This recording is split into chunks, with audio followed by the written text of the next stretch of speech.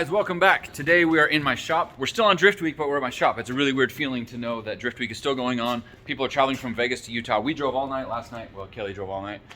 Got us back through a wild snowstorm. We got home at like 3 a.m. and now we're in the shop getting the car prepped for the last 2 track days and for Hotpit. The plan is, did we make a plan? What is the plan? I watched a YouTube video about a guy cleaning an E85 system that sat for only 1 year. And Not 5 years. Not 5 years. And he had crusty, like his fuel lines were plugged from front to back. So that's my initial thought is we gotta come here, Pull everything apart. just clean it, dude. There's no. The bumper wasn't enough. You gotta attack the fender now. Oh man. So we're just gonna take all the fuel line system apart. I think we can leave the rail injectors. What do you think? Yeah, that's fine. Okay. I think that's fine. I mean, we pulled them out and cleaned them. We'll take all the lines out on the lift. Nice, warm Yeah. shop. There's like a foot of snow outside. Better than outside. I want to take the surge tank out, check the pumps, all that stuff. Okay. I believe I've been talking with Deechworks, and I think they're going to sponsor us and help us out with new fuel system stuff. So our pumps might arrive before. These are some 8-year-old AEM pumps. They work great, but I was just thinking they're old, and so I want to update them to something newer. You got a Bosch 04 pulling out of that tank. I went through 5 of them in a year. That's not an OEM one either. That's 10 like years a old. Genuine. It's working. It's genuine. No, it's not. No It's way. genuine. Okay. It's well, genuine. I bought it 10 years ago. If we're gonna go to Hotpit and Yeah. I'm gonna go pit crew for you, and I'm not gonna ask for any money, you better win, and it better not because of this damn. Oh, fuel bro, we're system. going to win. Yeah. We're going to win. Yeah. 10-1 grip, No bro. doubt. 10-1 grip. 10-1 grip. We're going to make it more 5-1. I bought those Oh, Valinos. Okay. So today's the work day in the shop. We're gonna go try and hit the track tomorrow. Maybe not tomorrow. Kelly's gonna go shake his car down tomorrow. I'm gonna Drift go weed. break it. That's what I'm gonna do. Yeah, shake it down till it breaks. Yeah. We're gonna put the car on the dyno at some point, and yeah, I think that's it. Just like a general overall on the car. I want to make sure it's all good to go. So Kelly got the radium surge tank removed and tore down. I forgot to show it before we got too far on it, but like Look at it in there. It's you all can see, clean. didn't look like that a few minutes ago. No. You can see on the bottom of the pumps where they were sitting in residue, and there was literally like that junk everywhere. There's the O-ring kind of shows it. It's covered in just crap. Yeah, so basically I think all the problems we were having were inside the surge tank, because we looked inside the gas tank itself and there's nothing in there. The lines actually look pretty clean. At least all that junk is pushed into the filters now. So I think this was our main issue, were these pumps. I'm surprised they actually still work. Like, that's a good testament to these AEM pumps. But like I said, we got some Deechworks pumps on the way. If they show up in time, we'll run them. If not, we'll run these and then swap out the Deechworks after this event. But I'm really impressed that these are still holding together and everything seemed to be working on the fuel system. What I do want to test is make sure that they're actually both working, because this car would probably operate with one of these at the power level it's at. But it's very possible that one was working and one wasn't. So I want to verify all that stuff before we put it all back together. But I think that was our main culprit, was the junk that was sitting inside the surge tank. My guess is it probably drained out and was sitting at this level, and all that residue just turned into gunk and goo. And there's no socks inside of here because it's pre-filtered before it goes in there. So the socks themselves weren't getting plugged up because they don't exist. So it's just pushing that junk right through those pumps. So like I said, I'm really surprised that these didn't get burned up from all that crap. But at least we found the problem, and Kelly fixed it. Hi. So Devin stopped by the shop, and we were hanging out, and I had a bunch of work to do, and I was like, hey Devin, you wanna help me fix this? This is the alternator. We've been throwing belts, and so like I think there's not enough bracing on that, and so it flexes. And so we had the idea on the trip, and we were actually gonna do it on the trip, but we never got around to it because we figured out a way to make it work. And so we're just finding random scrap around the shop, and it's coming together very nicely. It's probably the nicest putting together piece of junk I've ever worked with. It's great.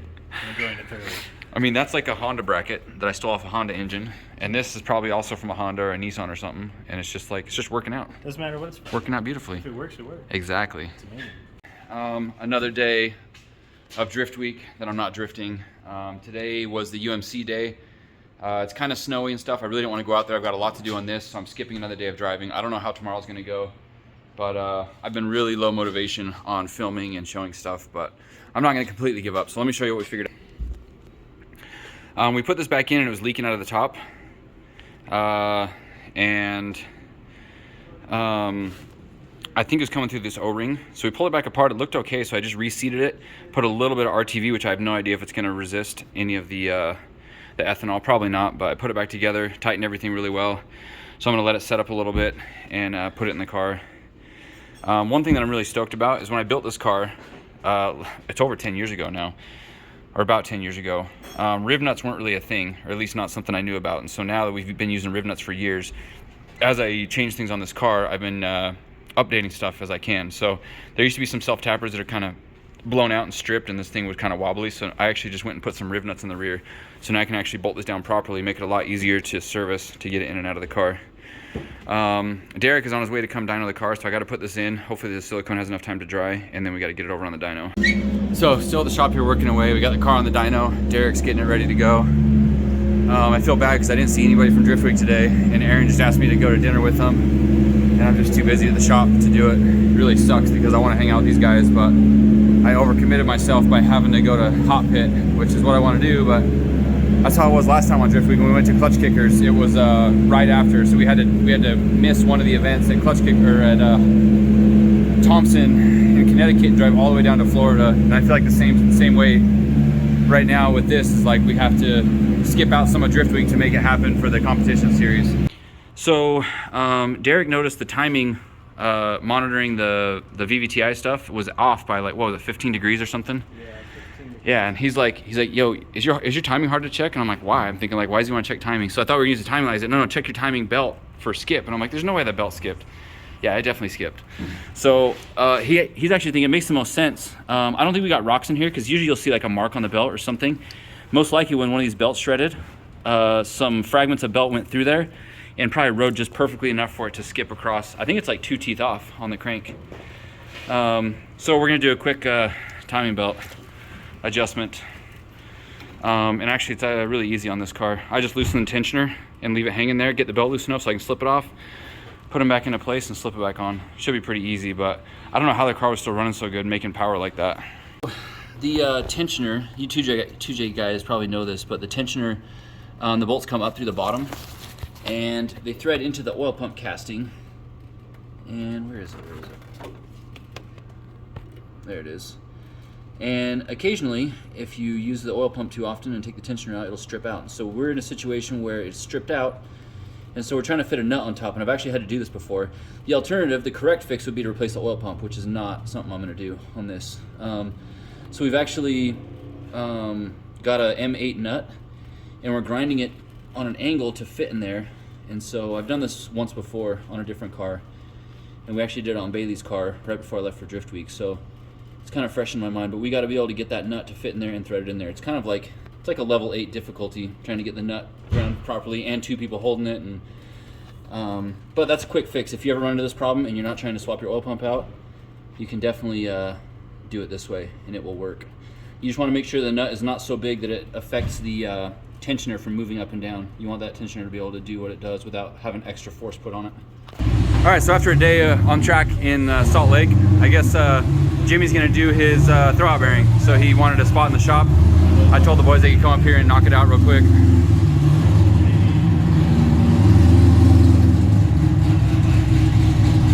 I don't know a lot about Corvettes, but I know there's a torque tube, and I think it's quite a bit of work to change that throwout bearing. But they got 4 guys on the job, and we're gonna be here on that anyways. So anyways, back to, we've got the nut here, and we need to keep grinding it down. I need to get more material off of there without breaking through the margin on the thin side. I got to get some more material off the whole thing altogether, and I got a helper with me today. You gonna be the camera guy? Okay. Hopefully everyone can see this.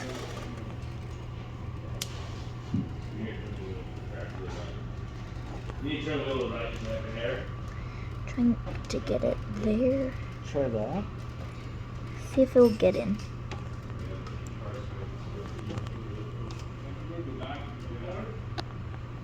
You say that he turns his front wheel that way to the right a little bit, and then he can move the back end. I don't think it is.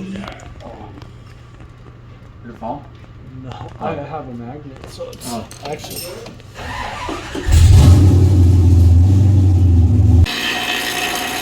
Different grinder. Should be wearing safety glasses.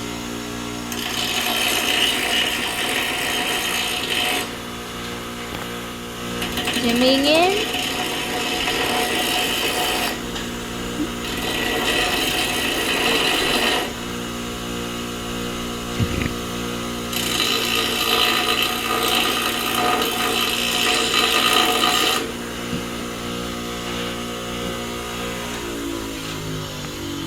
try that out. So I was noticing while I was down here, there is a little mark on the timing belt. That's possible. Did that just fall? Yeah. That right there might possibly be a spot where a rock went through there. So a bunch of people were talking about having a front cover. Like, I agree it's a good idea, but I didn't have time to set it up. I'm gonna have to make some modifications to do it on this setup. So after multiple tries, Derek had the brilliant idea to just use a helicoil. And we had an M8 helicoil here, so don't know why I didn't think of that earlier. Derek's got all the good ideas today. So we'll just run an M8 helicoil in there and solve all of our problems. So there's more than one way to fix it. There's the right way, there's the other way, and then There's the semi-hard way. There's the hard way with a little bit of struggle at first, then a lot of struggle later. Thanks for the commentary, Alton.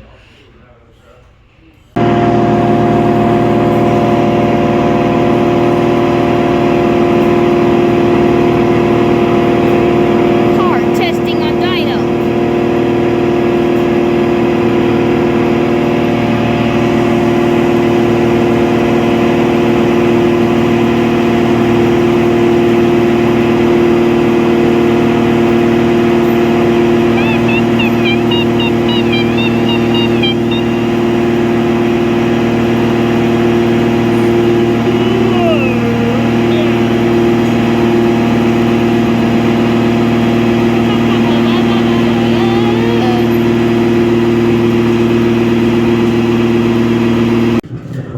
All right, so the diff that you took out can go right back in now. Yay. We did a fluid change on it. Doesn't happen very often, but got a fluid change. Whoa. Oh there, tough guy. Okay. Well, I can't get it past the axle.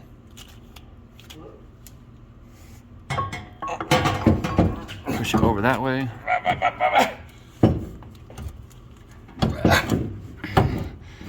Go towards the front of the car a little bit. Almost there. Come on. Got it. I got dirt on my hand.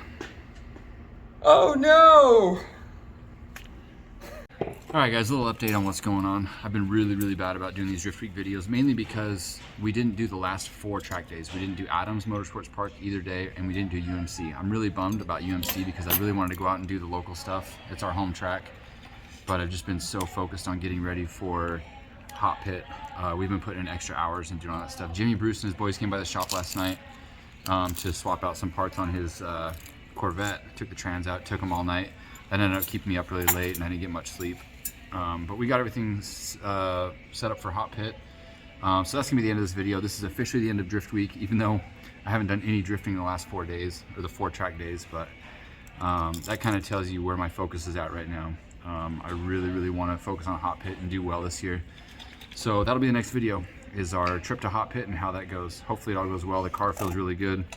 We're just out enjoying a midnight snack with Joey at Denny's. Always a good time. But we'll catch you on the next one. Thanks for watching. Follow along because the drifting never stops. Bye.